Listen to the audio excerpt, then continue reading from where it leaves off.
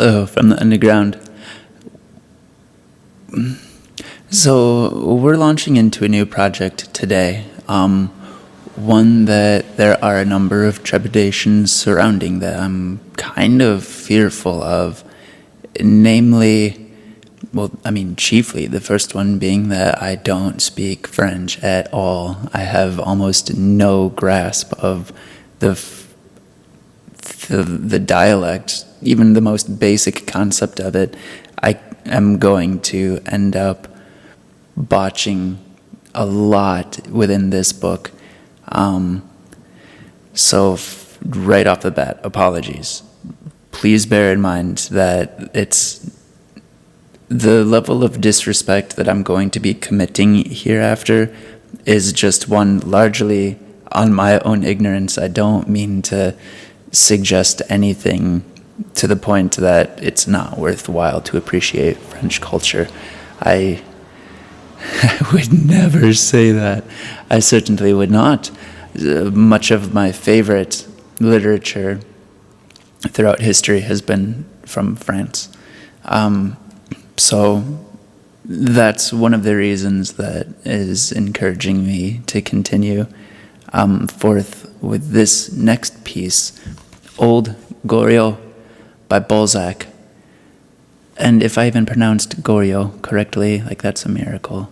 So we won't talk anymore about that. That's out of the way. All ignorance is on me. But all fanaticism and enthusiasm for this piece, that's on me too. So maybe that balances out. We shall see. Other tribulations, other things that I'm fearful of, are just kind of basic things that hold true for all books that I wish to undertake. Is just that, wow, I'm probably going to fail at grasping the concepts within a book. My voice is probably going to fail. I'm probably going to come across as just not conceited, self-grandizing. Probably going to come across as pretentious. Sorry, I really am, but this is something that I'm passionate for, and goddamn if we don't need more great literature in our lives, and just ideas and concepts you might have gathered from that last piece, Guy Davenport's essay that, well, here in the underground, all great concepts are welcome.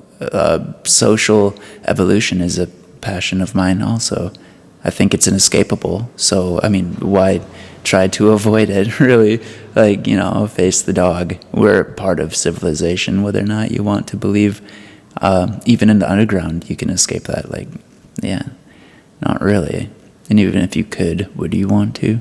Seriously? To not partake in the glory that everybody else seems to be establishing with themselves in communities and everything? Why would you throw that away? I get it. You're going to be mistaken.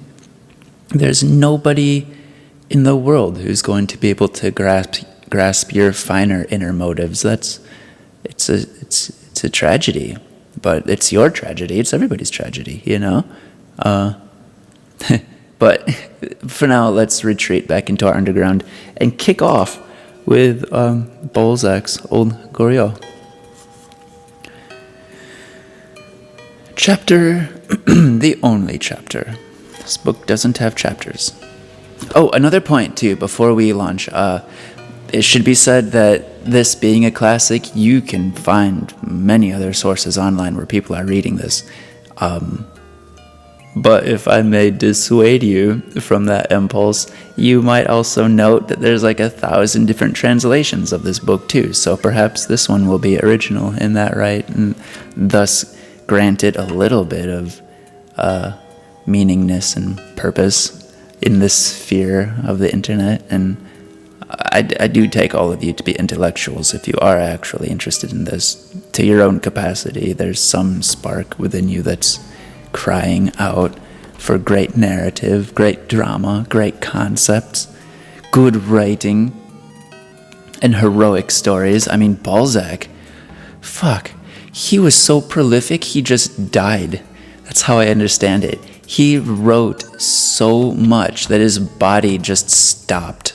He wasn't concerned with his own life. He just wanted to study humanity and put it forth in novels, and so he did that to his grave, and that's amazing to me. So this is also a celebration of ethic, I guess. Okay. Old Goyo. For the last 40 years, the elderly Madame Walker, née de Conflans, has kept a family boarding house in the Rue Neuve Sainte-Geneviève, between the Latin Quarter and the Faubourg Saint-Marcel. This boarding house, known as Maison Fouquet, is open to men and women, young and old, and its respectability has never been questioned by anyone. All the same, no young woman has been seen there for 30 years, and if a young man stays there, it is only because his family do not allow him much money. Yet, in 1819, the time when this drama begins, an almost penniless girl was living there. However discredited the word drama may be because of the way it has been overworked and strained and twisted in these days of doleful literature, it must be used here. Not that this story is dramatic in the real sense of the word, but perhaps some tears may be shed over it in the reading. Intramuros et extra. Will it be understood outside Paris?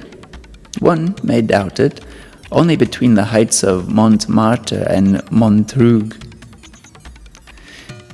are there people who can appreciate how exactly, with what close observation, it is drawn from life. They live in a valley of crumbling stucco and gutters black with mud, a valley full of real suffering and often deceptive joys, and they are so used to sensation that it takes something outrageous to produce a lasting impression. Yet, now and then, in some overwhelming tragedy, evil and good are so strangely mixed that these selfish and self-centered people are forced to pause in their restless pursuit of their own affairs, and their hearts are momentarily touched. But the impression made on them is fleeting. It vanishes as quickly as a delicious fruit melts in the mouth. The chariot of civilization, like the chariot of Juggernaut, is scarcely halted by the hearts less easily crushed than the others in its path. It soon breaks this hindrance to its wheel and continues its triumphant course. And you will show the same insensibility as you hold this book in your white hand, lying back in a softly cushioned armchair and saying to yourself, perhaps this one is amusing. When you have read of the secret sorrows of old Goriot, you will dine with unimpaired appetite, blaming the author for your callousness, taxing him with exaggeration, accusing him of having given wings to his imagination. But you may be certain that this drama is neither fiction nor romance. All is true. So true that everyone can recognize the elements of this tragedy in his own household, in his own heart, perhaps. The lodging house is Madame Vauquer's own property. It stands at the lower end of the Rue Neuve Sainte-Geneviève, where it slopes so abruptly towards the Rue des Invalides that carriages rarely use it. The absence of wheeled traffic deepens the stillness which prevails in the streets cramped between the domes of the Val de Grès and the Pantheon, two buildings that overshadow them and darken the air with the leaden hue of their dull cupolas. In this district, the pavements are dry. The gutters have neither mud nor water. Grass grows along the walls. The most carefree passerby feels depressed. Where even the sound of wheels is unused, the houses are gloomy, the walls like a prison. The Parisian staying there would see nothing around him but lodging-house or institutions, misery or lassitude, the old sinking into the grave, or the cheerful young doomed to the treadmill. It is the grimmest quarter of Paris, and, it may be said, the least known. The Rue Neuve Sainte-Geneviève especially is like a bronze frame, the only one suited to this story, for which the mind must be prepared by gloomy colors and heavy thoughts, as a traveler descending to the catacombs sees the light of day grow dim, and hears the sing-song of his guide grow hollow as he goes down step by step. It is a true comparison, for who can decide which is more horrifying, the sight of empty skulls or of withered hearts? The front of the lodging-house gives on a little garden, and it is placed at right angles to the Rue Neuve Sainte-Geneviève, from which you see it, as it were, in section. A cobbled channel, a fathom wide, separates house and garden, and besides it runs a gravel path bordered with geraniums, oleanders, and pomegranate trees in big blue and white earthenware pots. The path is reached by a side gate with a signboard above it reading in large letters, Maison Vauquer, and below, in rather smaller type, lodgings for ladies and gentlemen, etc. As you pass in the daytime, you can catch a glimpse through a wicket gate with a small, shrill bell attached to it of a green marble arch, painted by local talent on the wall facing the street at the end of the path. A statue representing the god of love is placed in this imitation shrine, and its chipped scaling surface makes it look like a patient for one of the nearby hospitals, and provides an allegory for those who are fond of symbols. Under the pedestal, the half-obliterated inscription betrays its date by its evidence of the enthusiasm felt for Voltaire in his return to Paris in 1777. Where there art thy master, see, he is, he was, or he should be. At nightfall, the wicket gate is replaced by a solid door. The garden, as wide as the house front is long, is enclosed by the street wall and the party wall of the house next door, which is covered from top to bottom and completely hidden by a mantle of ivy. People in the street look up at this ivy-clad wall as they pass, attracted by its picturesqueness, rare in a city like Paris. Each of the garden walls has a trellis of espalier fruit trees and vines, whose pitted and dusty fruit is watched over anxiously by Madame Vauquer every year, and forms a topic of conversation with her lodgers.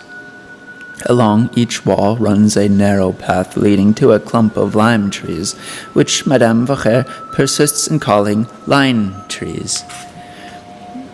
Although, as a déconfance, she should know better, and although her guests comment on her mistake. Besides, between the side path and this space is filled in by a shed of artichokes. Between the side paths, the space is filled in by a bed of artichokes, flanked by fruit trees, trained in a conical shape, edged with sorrel, lettuce, and parsley.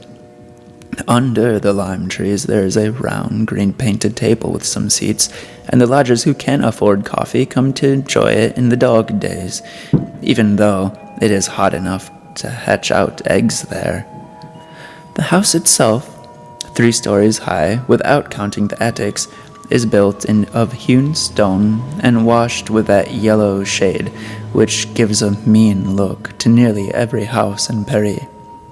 The 5 windows at the front of each floor have small panes, and their blinds are all drawn up to different levels so that the lines are at 6s and 7s. At the side, there are 2 windows, and those on the ground floor are barred with an iron grille. A yard about 20 feet square lies behind the building, inhabited by a happy family of pigs, hens, and rabbits, and beyond that there is a shed of firewood, The meat safe is hung up between the shed and the kitchen window, and the greasy water from the sink flows below it. The cook sweeps all the refuse of the house into the Rue Neuve Sainte-Geneviève through a little door in the yard, and uses floods of water to clean it up for fear of an epidemic. The ground floor is well designed for use as a middle-class boarding house. The first room is lighted by the 2 windows facing the street, and may be entered by a French window. A door in the sitting room leads to a dining room, which is separated from the kitchen by a well of a staircase, whose wooden steps have colored waxed tiles set in between them.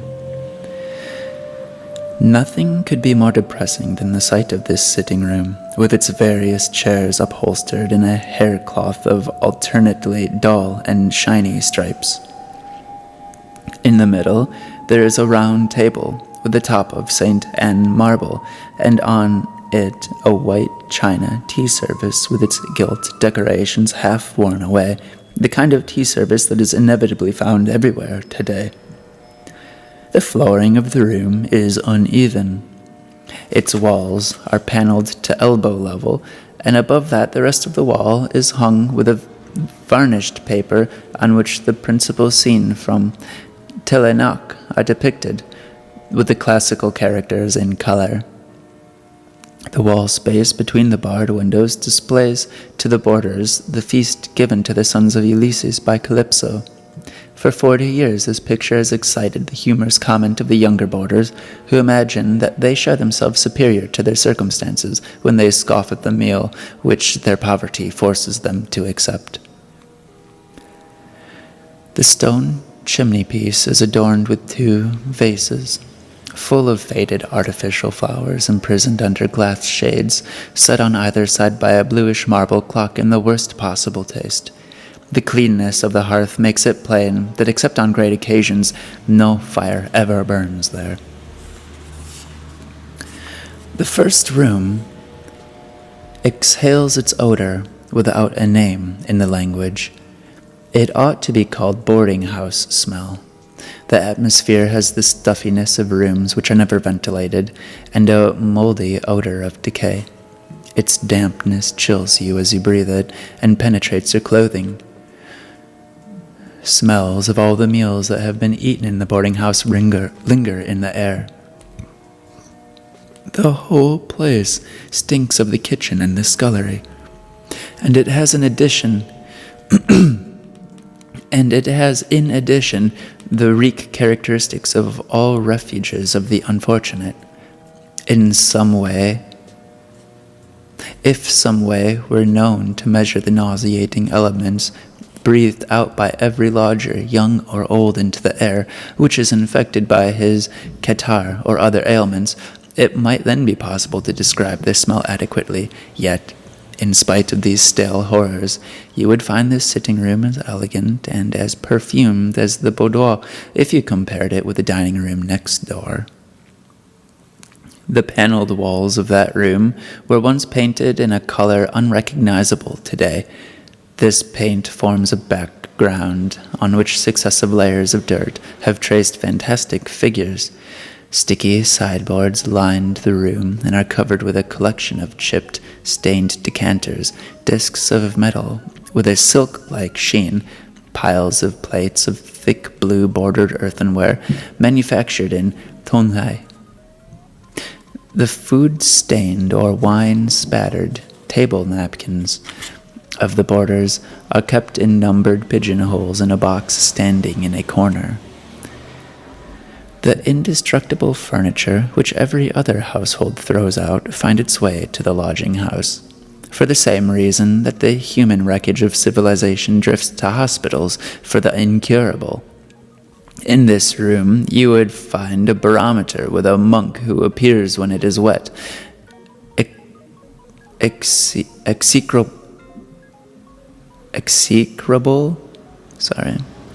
execrable engravings had enough to spoil your appetite, and all framed in varnished black wood with gilt beading, a clock with tortoiseshell case inlaid with copper, a green stove, Agrand lamps coated with dust and oil, a long table covered with oilcloth so greasy that a facetious boarder can write his name in it with his fingernail, broken black chairs, wretched little esparto grass mats unraveling endlessly without ever coming completely to pieces, and finally, miserable foot warmers, their orifices enlarged by decay, their hinges broken and their wood charred.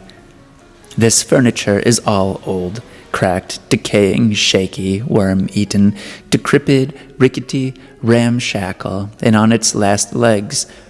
But its state could not be described fully without breaking the thread of the story and putting too great a strain on the tolerances of impatient people who read it. The red tiles of the floor are full of hollows made by scoring and washing with strain. In short, poverty without glamour reigns here. A narrow, concentrated, threadbare poverty. Although actual filth may be absent, everything is dirty and stained. There are no rags and tattered, but everything is falling to pieces in decay. This room is in all its glory at about 7 in the morning when Madame 𝐎𝐥𝐝's cat appears downstairs, a sign that his mistress is on the way. He jumps on the sideboards and sniffs at the plates covering several bowls of milk and purrs his morning greeting to the world. Soon the widow makes her appearance, adorned with her tulle cap perched on top of a false front set crooked on her head, and shuffles about in creased slippers, her aging puffy face dominated by a nose like a parrot's beak, her dimpled little hands. Her body as plump as a church rat's, her bunchy, shapeless dress are in their proper setting in this room, where misery oozes from the walls and hope, trodden down and stifled, has yielded to despair. Madame 𝐎𝐥𝐝 is at home in its stuffy air. She can breathe without being sickened by it. Her face, fresh with the chill freshness of the first frosty autumn day, has wrinkled eyes, her expression varying from the conventional set smile of the ballet dancer to the sour frown of the discounter of bills. Her whole person, in short, provides a clue to the boarding house, just as the boarding house implies the existence of such a person as she is. There is no prison without its warden. You cannot conceive of the one without the other. The unwholesome plumpness of this little woman is a product of the life lived here, by the same process that breeds typhoid fever from the noxious vapors of the hospital. Her knitted woolen petticoat dipping below the refurbished old dress which forms her skirt, its wadding escaping from rents in the ripped material, expresses the essence of the sitting room. The dining room and the little garden makes you realize what the kitchen must be like, and foreshadows the borders. When she is there, the picture is complete. Madame 𝐎𝐥𝐝 is about 50 years old, and she resembles all women who have had a peck of trouble. She has the glassy eyes and innocent air of a precarious, ready with a show of virtuous indignation to squeeze a client for some extra payment, and she is, in fact, ready to lend herself to any shift that may make her path in life smoother, to betray George, or 𝐵𝐥𝐝, or those generals, if those generals were still hiding from Napoleon and could be betrayed. All the same, she is a good woman at heart. So say the lodgers that believe her to be badly off when they hear her cough and groan like one of themselves. What had Monsieur 𝐎𝐿𝐴 been? She never entered into explanation about her late husband. How had he lost his money? Mishap and misfortune, was her answer. He had treated her badly, and left her only her eyes to weep with, the house to live in, and the right to withhold her sympathy from anyone in trouble, because, as she said, she knew what real trouble was, and had suffered all that a woman could. Hearing her mistress bustling about, fat Sylvie, the cook, hurried to serve breakfast for the boarders who lived in the house, those who ate at the lodging house but did not live there. The externes usually came only for dinner, which cost 30 francs a month. At the time when the story begins, the lodgers numbered 7. The best rooms in the house were on the first floor. Madame 𝐎𝐥𝐝 occupied the less important of the 2 sets of rooms there, and the others were lent to Madame 𝐎𝐥𝐝, the widow of the commissary general in the service of the Republic. With her, she had an adolescent girl named Victorine Taillefer, who was the ward. Board and lodging for these 2 ladies amounted to 1,800 francs. On the 2 sets of rooms here on the second floor, an old man called Poyet occupied one, and the other was held by a man about 40 who wore a black wig, dyed his whiskers, declared himself to be a retired merchant, and was called Monsieur Vautrin.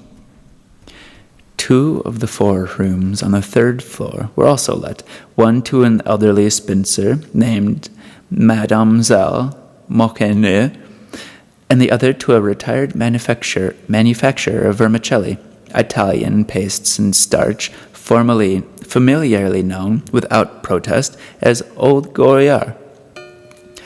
The other 2 rooms were allotted to birds of passage, to impecunious students who, like Old Goriot and Mademoiselle 𝐎𝐿𝐵𝐿, could not afford more than 40 francs a month for food and lodging.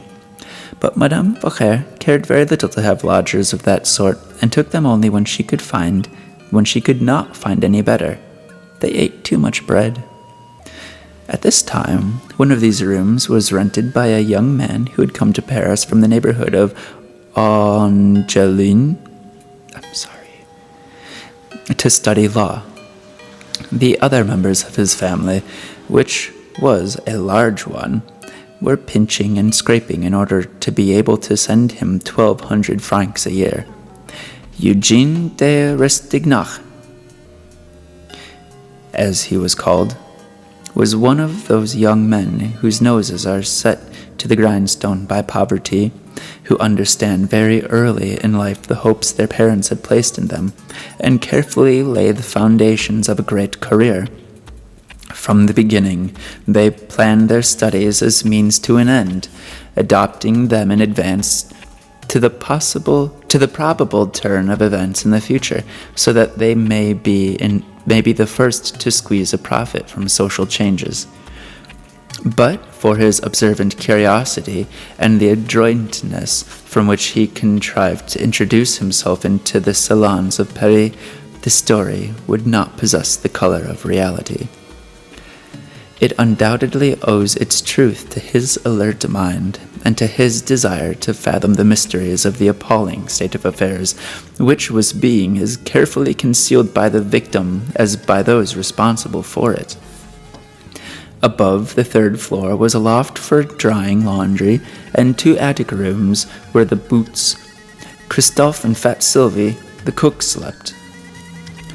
As well as the 7 lodgers in the house, Madame 𝐎𝐿𝐵𝐿 had, year by year, some 8 medical or law students, or 2 or 3 regular guests who lived in the neighborhood. These all came for dinner only. The dining room seated 18 at dinner, and at a pinch could hold 20, but in the morning only 7 people gathered around the table, so that breakfast had an air of a family meal. Everyone came down in slippers, and tongues were loosened in this atmosphere of intimacy, and everyone felt free to voice his opinions boldly. Confidential remarks were passed about the dress and appearance of the dinner guests and the happenings of the evening before.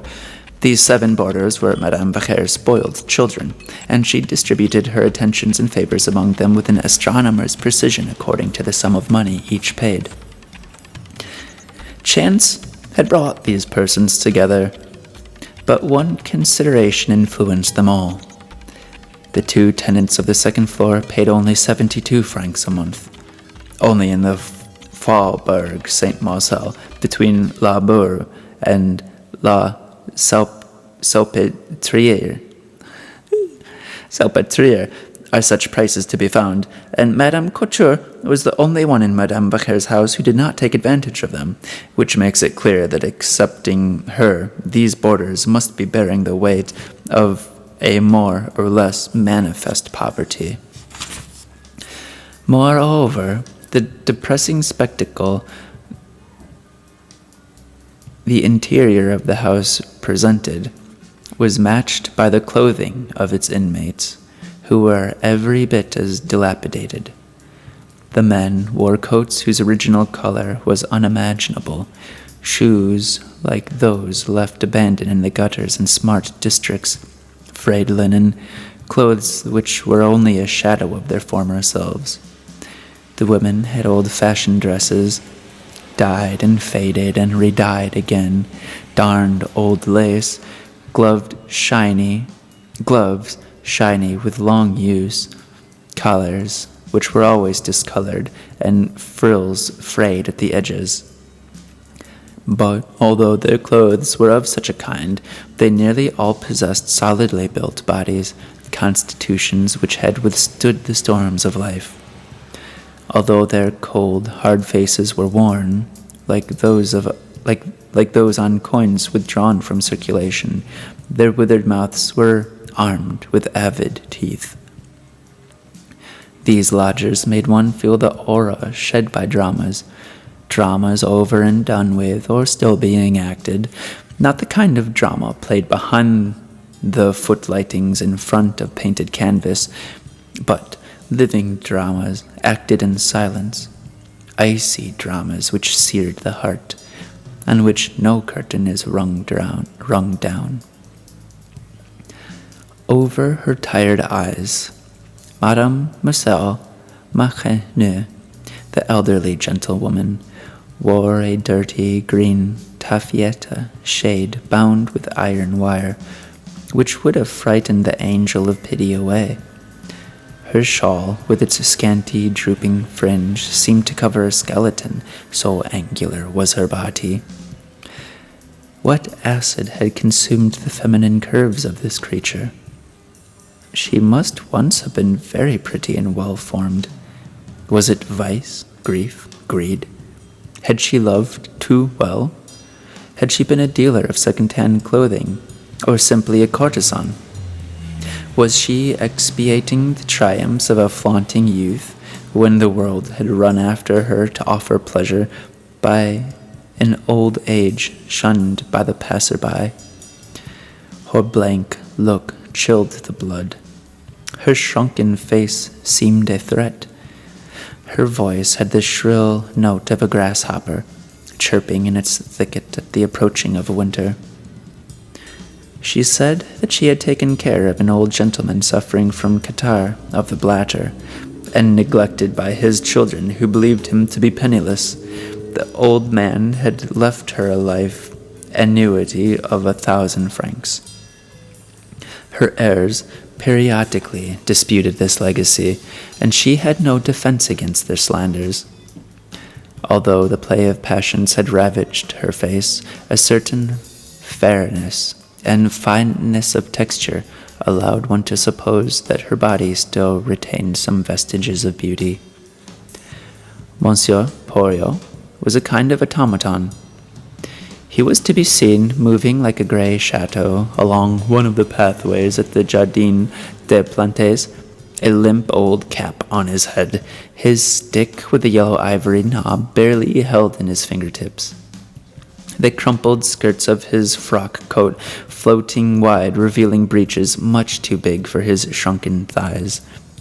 The blue stocking leg that wavered like a drunk man's, while above his waistcoat showed dirty white, and a gap revealed itself between his shirt frill of coarse, wrinkled muslin and the tie knotted round his turkey cock's neck.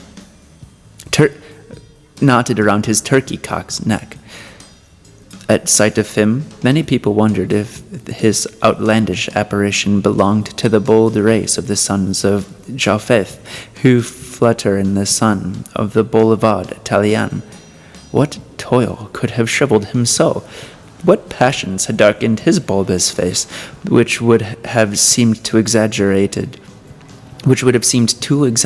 to be credible of a caricature? What had he been? Perhaps he had been employed in the service of justice, in the office to which public executioners send in their expense accounts, sawdust for the guillotine baskets, cord for the knives. Perhaps he had been a receiver at the door of a slaughterhouse, or a sub-inspector at the sanitary department. Whatever his occupation, this man appeared to have been one of the drudges of our great social treadmill, one of the pears and cat's paws who do not even know the names of whose chestnuts they pull out of the fire, some cog in the machine of public business when that business was dirty or unpleasant. One of those men, in short, of whom we say, the work can't be done without them after all. Elegant Paris knows nothing of their faces, wan with mental or physical suffering. But Paris is an ocean. Throw in the plummet, you will never reach bottom.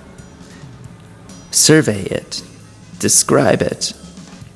However conscientious your survey and careful your chart, however numerous and concerned to learn the truth the explorers of this sea might be, there will always be a virgin realm, an unknown cavern, flowers, pearls, monsters, things undreamt of, overlooked by the literary divers.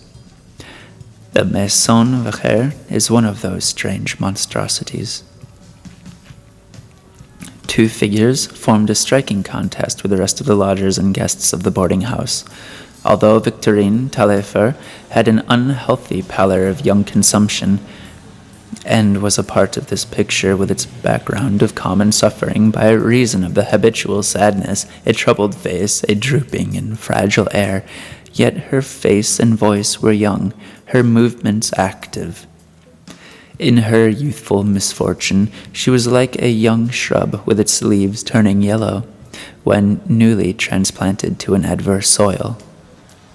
Her features, her complexions of a delicate tint that went with the tawny lights of a fair hair, her too slender body, all expressed that charm which modern poets find in medieval statuettes. Her gray eyes, flecked with black, showed a Christian sweetness and resignation. Her simple, inexpressive clothes set off her young figure. She was pretty by contrast with those around her.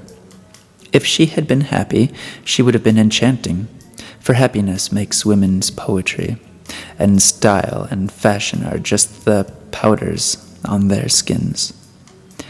If the excitement of a ball had reflected its rosy tints on her pale face, if her slightly hollow cheeks had been rounded and colored by the amenities of pleasure mode of living, if love had lit up her sad eyes, Victorine could have borne comparison with the loveliest girls. She lacked what revitalizes a woman, pretty clothes and love letters. Her story would have been furnish matter for a book. Her father believed he had sufficient reason for not acknowledging her, refused to have her near him, allowed her only 600 francs a year, and he had realized his property in order to disinherit her and leave his whole fortune to his son. Victorine's mother was a distant relative of Madame Couture's and had come to her to die of a broken heart. And since then, that lady had looked after the motherless girl as if she had been her own child. Unfortunately, the widow of the commissary gentleman of the armies of the Republic possessed nothing in the world but her marriage settlements and her pension. Some day she might leave this poor girl in poverty and without experience at the mercy of the world. The good woman took Victorine to Mass every Sunday and to confession every fortnight in order to give her at any rate the consolations of religion. In this she was perfectly justified. Religious feeling offered hope for the future of the disowned child, who loved her father and set out every year to bring him her mother's message of forgiveness. Every year she found the way barred, and the door of her father's house inexorably closed against her. Her brother, her only means of communication, had not come once in 4 years to see her, and sent her no assistance.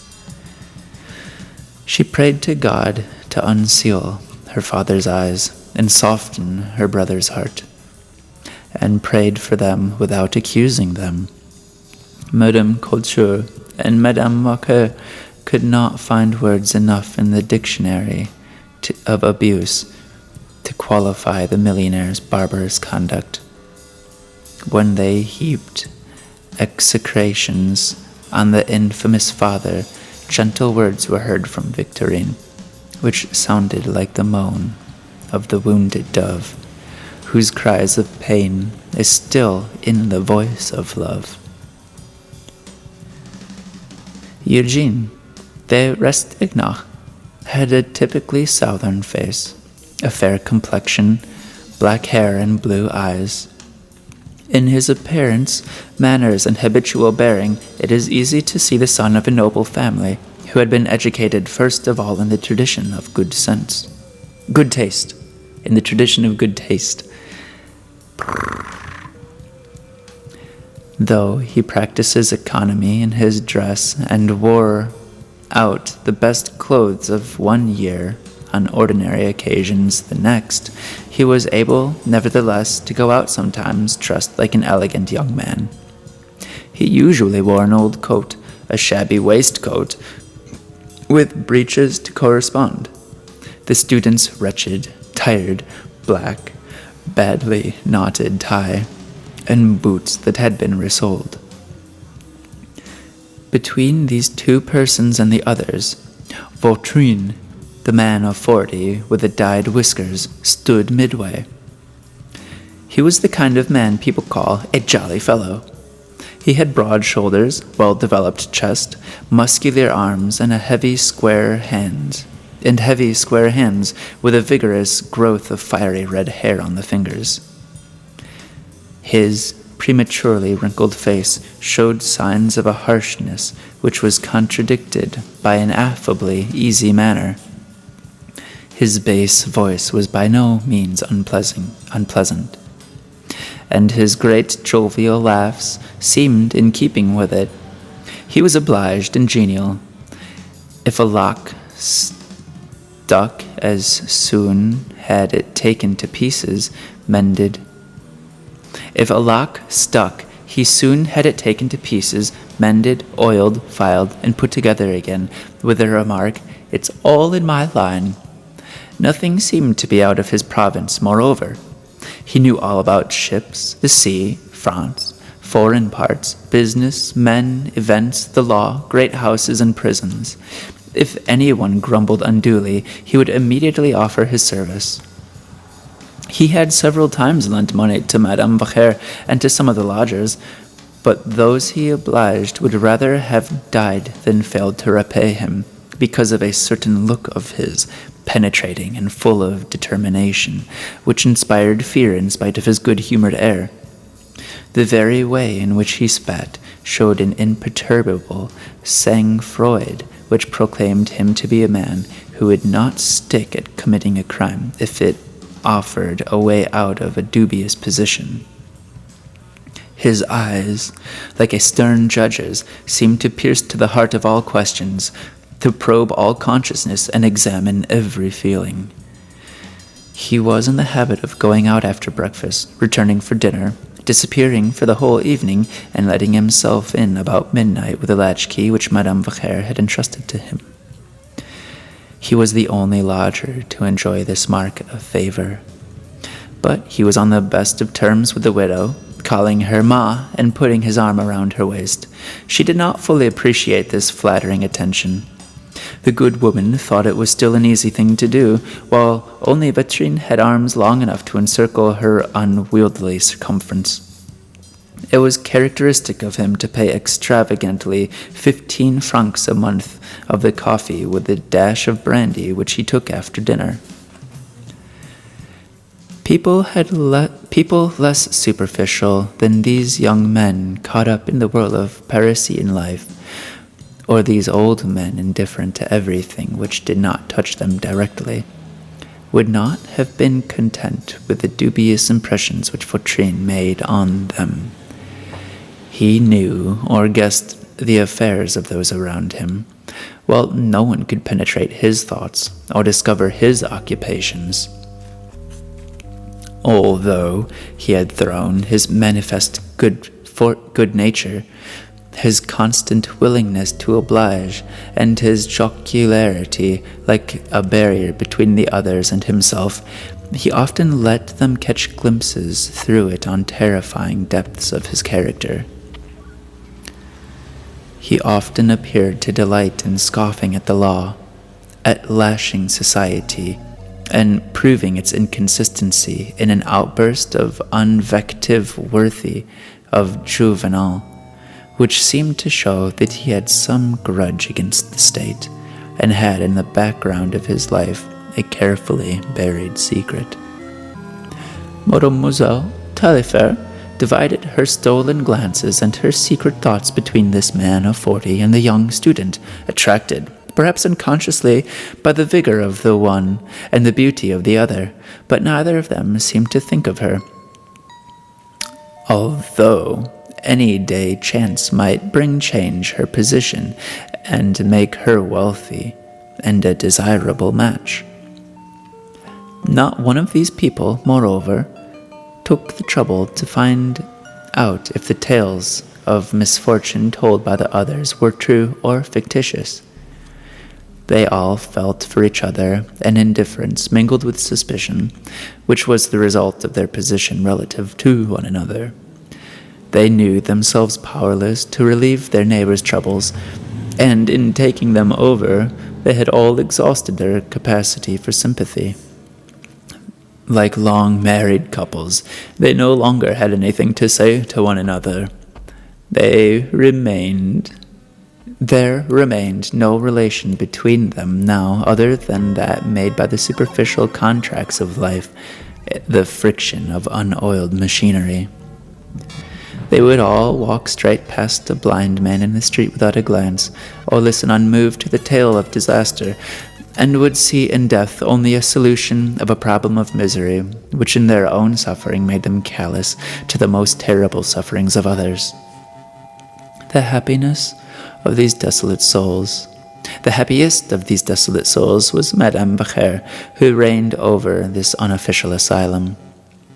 For her alone, this little garden, which silent and cold, infertility and damp, made vast and featureless as a steppe, was a smiling grove.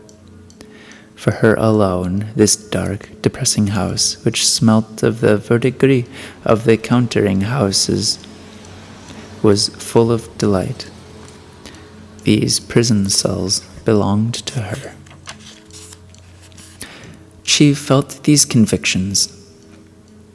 Admitted for a life term of penal solitude, she fed these convicts, admitted for a life term of penal servitude, and exercised an authority over them which they respected. Where else in Paris would these poor creatures have found, at the price for which she offered them, such sufficiently plentiful, wholesome food in a room which they were free to make, if not elegant or comfortable, at any rate clean and healthy? If she had chosen to commit an act of flagrant injustice, the victim would have borne it out without complaint. Such a gathering should contain a sample of all the elements that make up society, and this one did so. Among the 18 guests, there was one poor creature despised by all the others, who acted as their butt. There always is such a laughing-stock in every school, and in the world itself. At the beginning of his second year in the boarding house, this person became for Eugene de Rastignac the most outstanding figure of all those among whom he was compelled to live for another 2 years. This long sufficient victim of the retired vermicelli merchant, on whose head a painter, like the teller of this story, would have made all the lights of his picture fall. But what chance had the oldest lodger drawn on him this half-spiteful contempt, this half-pitying persecution, this lack of respect for misfortune? Perhaps he had laid himself open to them by those vagaries and eccentricities which the world forgives less easily than vices. The questions go to the root of many social injustices. Perhaps it is part of the human nature to pile burdens on those that make no protest because of their true humility, their weakness, or their indifferences. Do we not all like to prove our strength at the expense of another person or thing? The puniest specimen of humanity, the brat in the street, knocks at all the doors when the streets are slippery with frost, or climbs up to scribble his name on a virgin monument. Old Goriot, who was then about 69 years old, had come to live at the Maison Vauquer in 1813 when he retired from business. He had first taken the rooms now occupied by Madame Cotter and paid 1,200 francs rent for them with the air of a man to whom 5 louis more or less was a mere trifle. Madame Vauquer had done up the 3 rooms for a sum which she had charged him in advance, and which was said to cover the entire cost of the trashy furniture, yellow calico curtains, chairs of varnished wood covered with Utrecht velvet, a few wretched colored prints of wallpaper that even the suburban pothouses rejected. Perhaps it was the careless generosity with which he let himself be swindled that made Madame Vauquer consider old Goriot, who at the time was respectfully called Monsieur Goriot, a fool who knew nothing about business. Goriot came with a well-furnished wardrobe, the excellent outfit of a businessman who denies himself nothing when he comes to shut up shop. Madame Vauquer had opened her eyes at the sight of 18 cambric shirts whose fineness, moreover, was set off by ornaments the vermicelli maker was accustomed to wear on his front shirt. 2 diamond pins linked with a slender chain. The stone each pin was set with was a large one. He usually wore a coat of blue bottle blue, and every day put on a clean white pique waistcoat, across which broad expanse lay a heavy gold chain with dangling seals, which rose and fell to the movements of the pear-shaped bow window beneath. His snuff-box, also of gold, contained a locket full of hair, which seemed to prove that he had made several conquests among the ladies. When his hostess accused him of being a breaker of hearts, a happy smile hovered on his lips, the smile of a worthy citizen whose vanity is tickled by illusion of a weakness he cherishes. His cupboards, which he called armoires, like a working man, were full of his household silver. The widow's eyes gleamed when she obligingly helped him to unpack and arrange the soup ladles, spoons, knives and forks, cruet stands, sauce boats, various dishes, silver-gilt breakfast services, the more or less handsome pieces weighing a considerable number of ounces which he did not want to part with. There were presents which recalled the festivals of his married life. This is the very first present my wife ever gave me to celebrate our anniversary, he said to Madame Vauquer as he put away a saucer and a little silver bowl with 2 doves billing and cooing on the lid. Poor dear, she spent all the money she had saved before our marriage on it. Do you know, madame, I would rather scratch the earth for a living with my nails than to part with it. Thank God I can take my coffee in this bowl every morning for the rest of my life. I am not to be pitied. I have enough to keep the wolf from the door for many a day. Moreover, Madame 𝐎𝐥𝐝, with her magpie's eyes, had seen some entries in black and white in the list of shareholders in the funds, which at a rough estimate credited this excellent 𝐵𝐺𝐼 with an income of some 8,000 to 10,000 francs. From that day, Madame 𝐎𝐴, née de Conflans, who was then 48 years old and owned the 39 of them, had certain ideas in her head. Although 𝐵𝐺𝐼's tear ducts were everted and swollen and drooping, and he was obliged to keep on wiping his eyes, she thought him a nice gentlemanly man. She deduced moral qualities, which she appeared to prize, too, from his large, fleshy calf and his long, square nose, and these indications of character were confirmed by the old fellow's moon-like and foolishly simple face. This must be a solidly built animal with little intelligence, but with a capacity for wholehearted affection.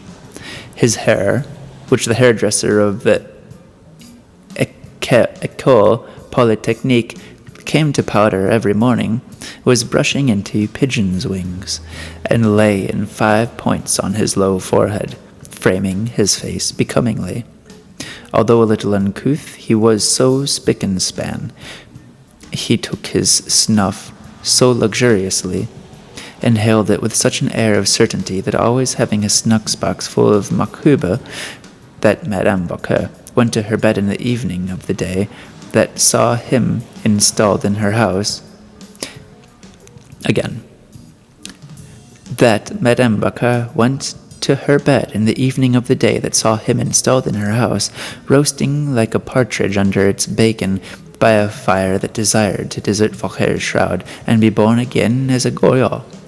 She would marry again, sell her boarding-house, walk arm in arm with this fine flower of the bourgeois, become a lady of importance in the district, make collections for the poor, plan little parties on Sunday for excursions into Chaussy, Siossy, Gentilly, have a box in the theaters, and go there at her own sweet will, without waiting for the complimentary tickets which her lodgers sometimes gave her in July. She dreamed all the El Dorado of the Parisian housewife condemned to petty economies. She had told nobody that she herself possessed 40,000 francs accumulated sou by sou. Certainly, as far as money was concerned, she was a fitting match for him. As for anything else, I'm as good as he is, she said to herself, turning over in her bed as if to assure himself of the charms of the form whose impressions fat Sylvie found every morning in humps and hollows among the feathers. From that day forward, for nearly 3 months, the widow 𝐴𝐵 made use of a little service of Monsieur 𝐵𝐺𝐼's hairdresser, and expended some money on her personal adornment and extravagances, which she excused by the necessity of giving her establishment a proper appearance in keeping with the respectable people who patronized it. She sought every excuse for weeding out her boarders and proclaiming her intention of accepting from that time on only people who were very distinguished in every respect. If a stranger presented herself, she boasted of the preference which Monsieur 𝐵𝐺𝐼, one of the best known and most respected merchants of Paris, had shown for her house. She distributed prospectuses headed Maison 𝐵𝐺𝐼 in print of the largest size. It was, she said, a long-established family boarding-house, one of the oldest and most highly recommended in the Latin Quarter. It had an exquisite view commanding the Vallée des Gobelins, which could indeed be seen from the third floor, and a delightful garden at the far end of which there stretched an avenue of lindens. Reference was made to the good air and the quiet situation.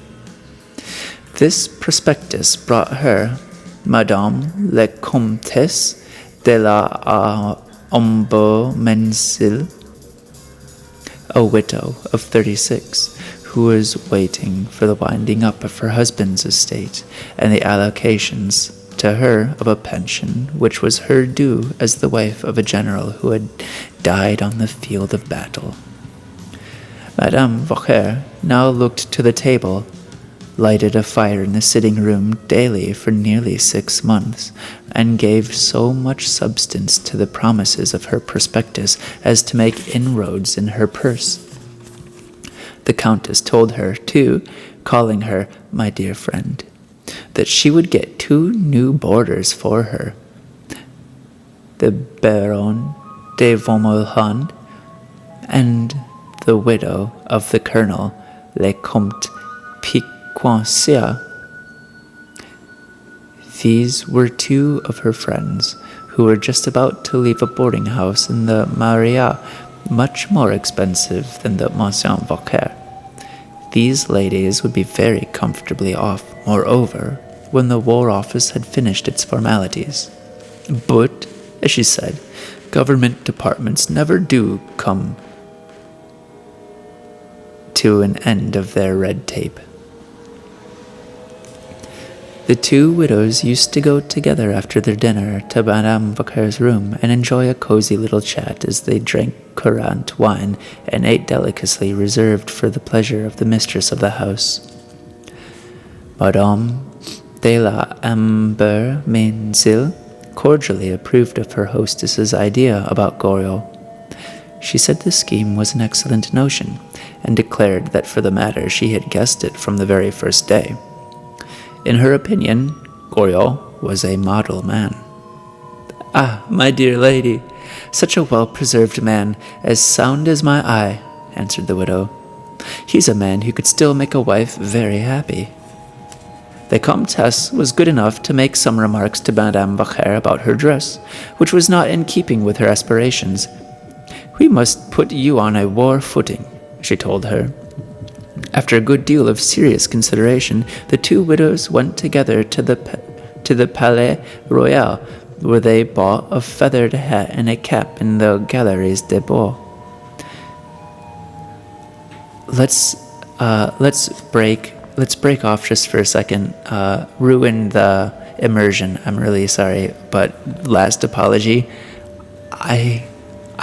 I'm fully aware that I'm botching these names. I'm having a little bit of a difficulty separating myself from my own horrid process and the grandness of this book.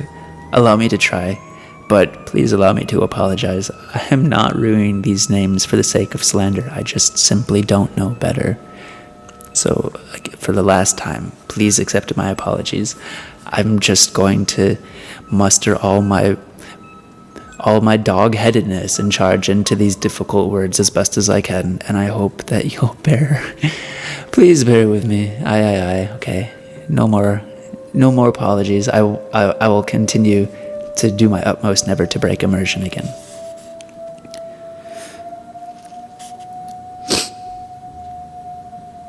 After a good deal of serious consideration, the 2 widows went together to the Palais Royal, where they bought a feathered hat and a cap of the Galeries des Beaux. The Countess next took her friend to the shop of Le Petit Joannat, where they chose a dress and a scarf. When these weapons were in use and the widow under arms, she looked exactly like the prize animal on the signboard of the bouffe à la mode eating house. Yet in her own eyes she was so changed for the better that she felt she owed the Countess something, and, although she was not by nature very open-handed, begged her to accept a hat costing 20 francs. The fact was that she intended asking the Comtesse for further services. The Countess must sound Goriot and sing Madame 𝐎𝐿𝐴𝐻𝐴's praise to him. Madame de la Ambermesnil lent herself very amiably to this plot. She laid siege to the old vermicelli maker and succeeded in obtaining an interview with him. But when she found that her overtures, prompted by her private desire to secure him for herself, were received with embarrassment, not to say repulsion, she left him, revolted by his coarseness. "My angel," she said to her dear friend, "you will never make anything of that man. He is ridiculously suspicious. He's a mean old miser, a blockhead, an old fool. He will bring you nothing but vexation." Such things lay between Monsieur Goriot and Madame de l'Ambermesnil that the Countess could not bear to be under the same roof with him any longer. The next day she left, forgetting to pay 6 months' rent and leaving behind cast-off clothes worth 5 francs. Inquire as she might, however bitterly and persistent, Madame 𝐎𝐿𝐴𝐻 could obtain no news in Paris of the Comtesse de Ambermesnil. The widow often spoke of this deplorable affair, blaming herself for her unsuspicious nature, although she were more mistrustful than a cat. But she was like many people who are on their guard against those nearest to them and blindly confide in the first stranger that comes along. This is a queer phenomenon, but one often met with, whose origin it is easy to discover in the human heart. Perhaps certain people have nothing more to hope for from those they live with. Having shown their friends the emptiness of their own hearts, they feel themselves judged with a severity which they deserve, but they still feel an unconquerable need for respect and admiration. Or it may be that they are consumed by anxiety to appear to oppose the qualities they are lacking in, and so they fix their hopes on capturing the liking and regard of strangers, even at the risk of forfeiting them later.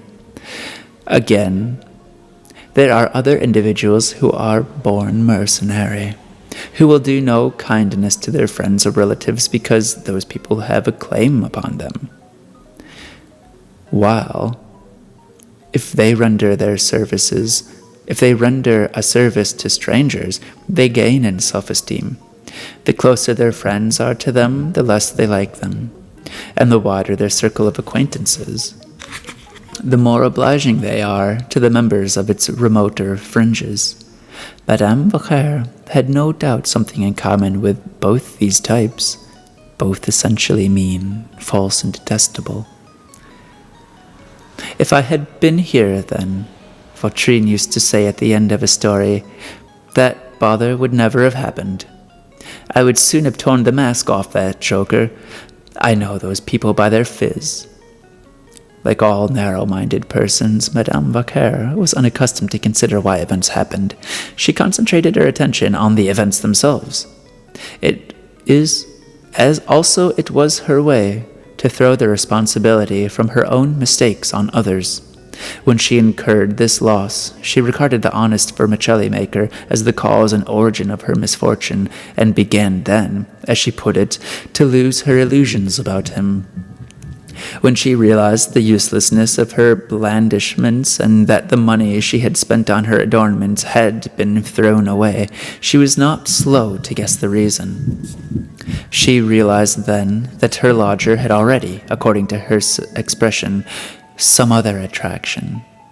In short, it was brought home to her that the hope so tenderly cherished was just an idle dream, and that she would never make anything of that man, to use the forceful phrase of the Comtesse, who appeared to have been a judge of character.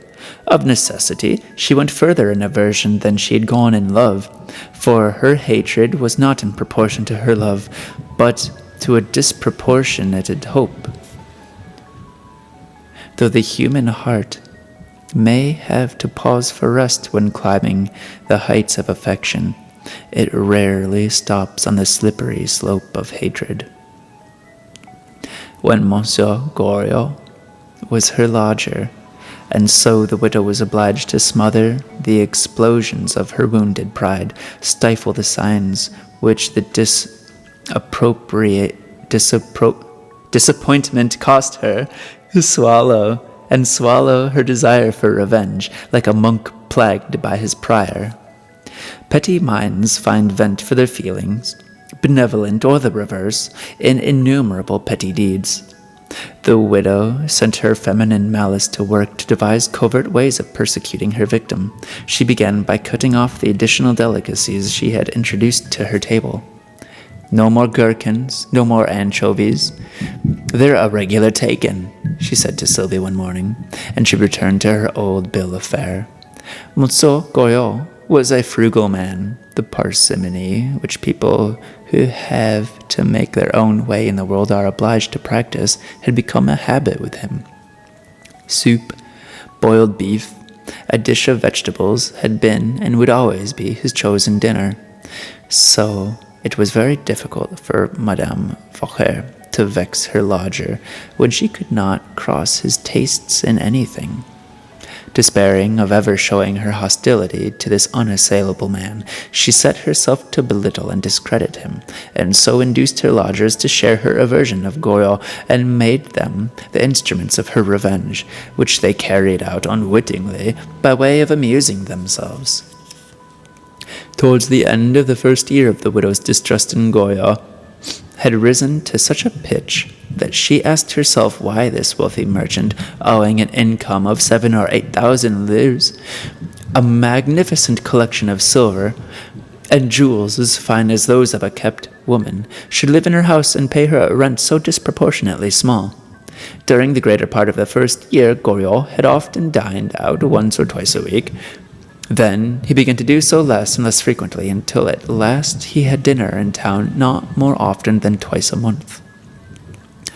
These little private outings of Goriot suited Madame 𝐎𝐿𝐴's interests too well for her not to be annoyed by a more and more frequent presence of the lodger at meals in the boarding-house.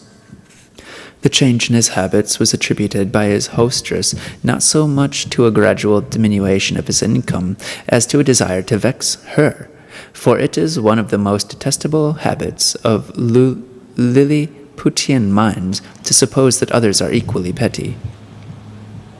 Unfortunately for his reputation, towards the end of the second year, Monsieur Goriot had some color to the gossip about him by asking Madame 𝐎𝐿𝐴 if he might move to the second floor, and so reduce his board and lodgings to 900 francs. His need to economize was so pressing that he did without a fire all through the winter. The widow 𝐎𝐿𝐴 demanded payment in advance, and Monsieur Goriot agreed to this. From that day she called him Old Goriot.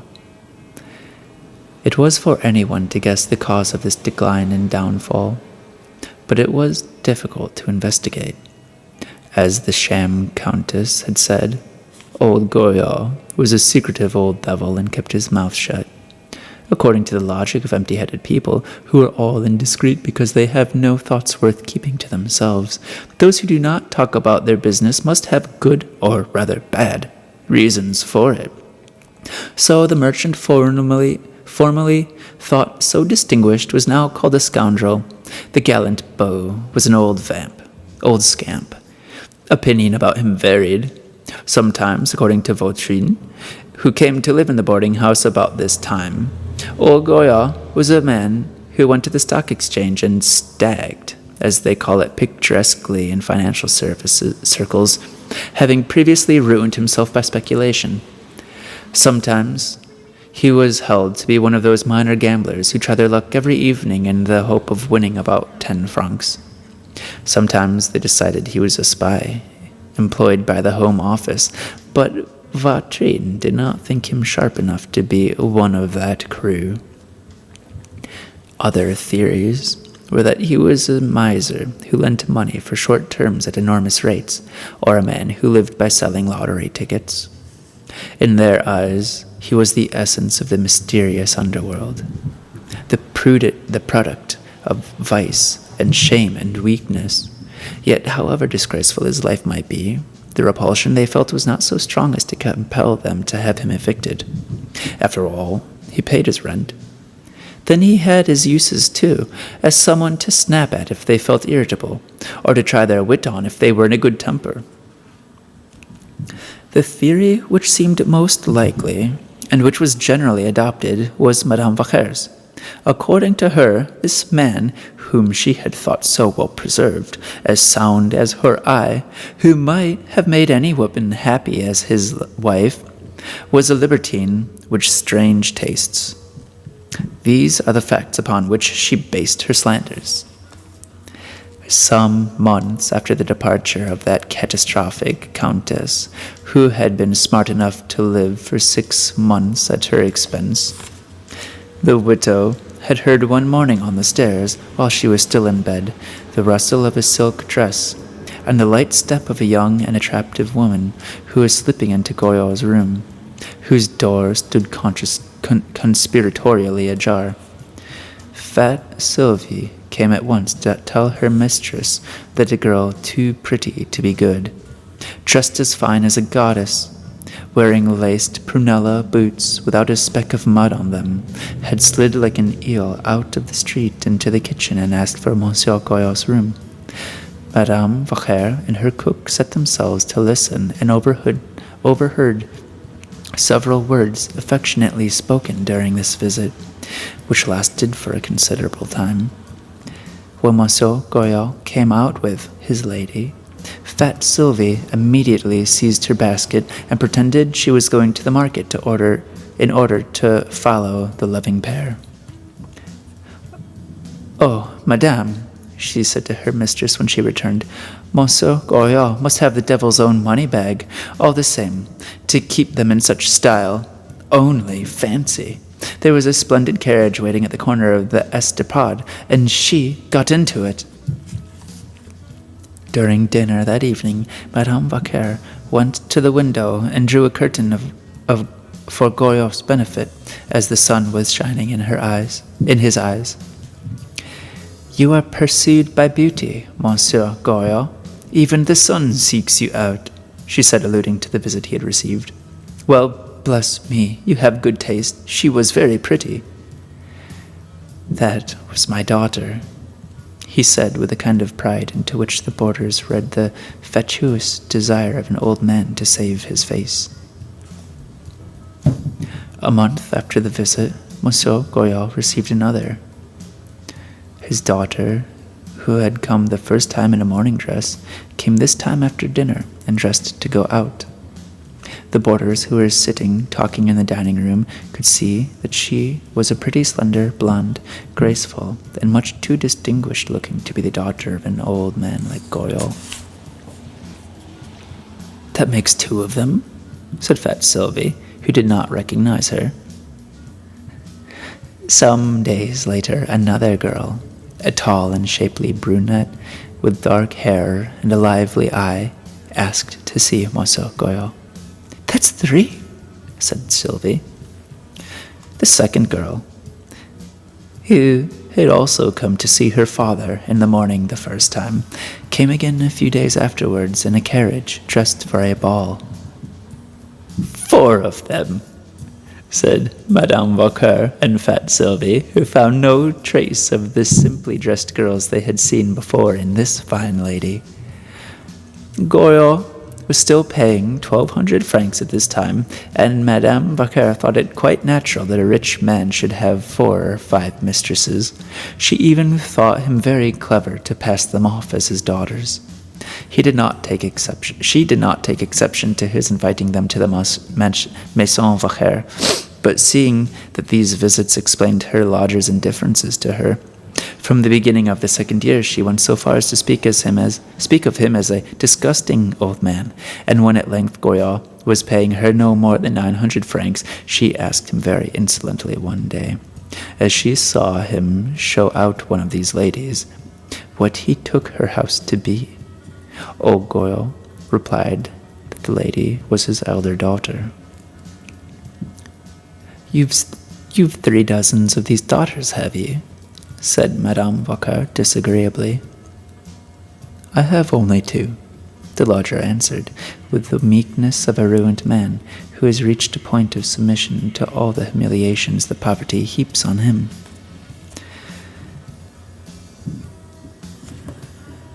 Well, lovely.